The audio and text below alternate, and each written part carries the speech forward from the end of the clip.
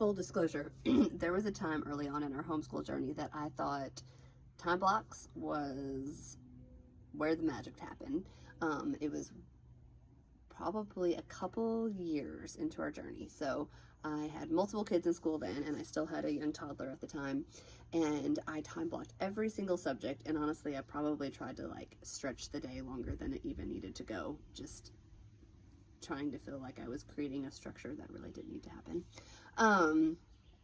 Trying to make it look like public school, right? So that has been a like steadily like stripping away that homeschool looks totally different than public school.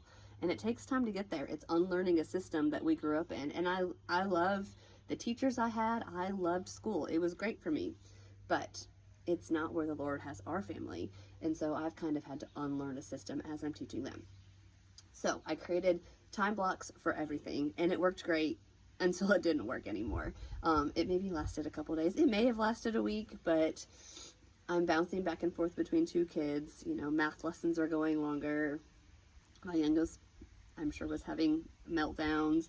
You get phone calls. You're juggling life, right? You go to shuffle the laundry, so you step away. Somebody needs a second breakfast.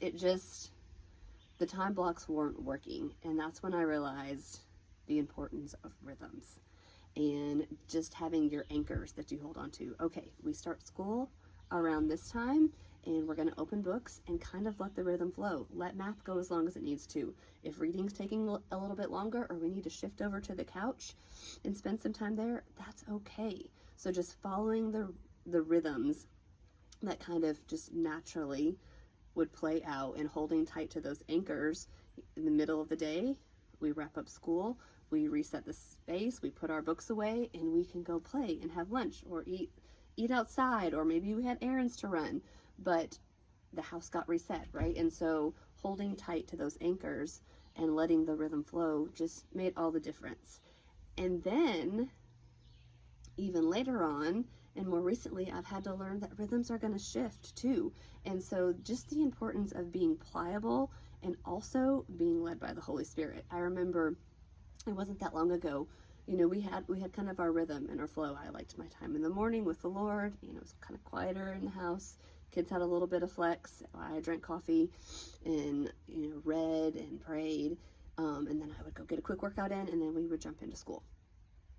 And it worked, and it was great. And then the Lord said one morning after I had finished my coffee, he said, "Now start school." And I was like, "But that's not how we do things." And he was like, "But start school." And I did, because things were starting to get a little, it was harder to get attention, and maybe I was getting more easily distracted. But anyways, so he said, "Start school." So I started school, and it was so smooth and so easy. And then the next day came, and I was like, "Okay, I want to go do this." And he said, "No, start school." And so I just kept yielding to that, even though my flesh wanted to go back what was familiar and comfortable. I followed his leading and allowed the rhythm to shift, and there was a new sense of peace that fell on our days. And so you might find your rhythm, but also I want to encourage you, be pliable as the Lord shifts it, because different seasons are going to require different things. And if you need help finding that, that's exactly what we're building inside the Homeschool Rhythm Reset. So come along for the journey. Check out the link in my bio, and my DMs are always open. I am just absolutely loving these conversations that are happening behind the scenes. All right, hang in there, Mama. You got it.